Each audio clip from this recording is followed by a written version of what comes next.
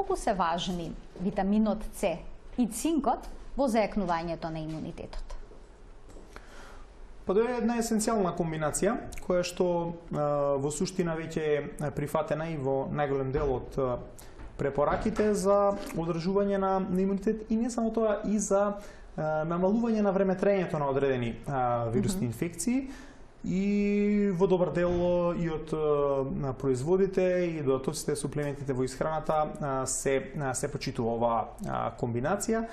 Не за друго, затоа што тие имаат едно, може да се рече, синергистичко дејство во насока на стимулирање на продукцијата на лимфоцити, леукоцити, воопшто одбранбените клетки, и токму заради тоа е многу важно да ги превентивно, значи, да се внесуваат. Меѓутоа, важно да се внесуваат и во случај на веќе дефинирана или потврдена инфекција. Така, кога веќе се јавиле симптомите?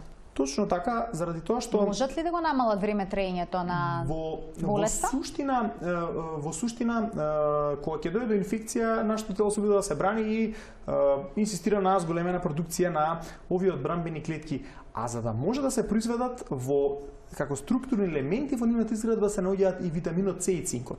И тука се зголемува потребата воопшто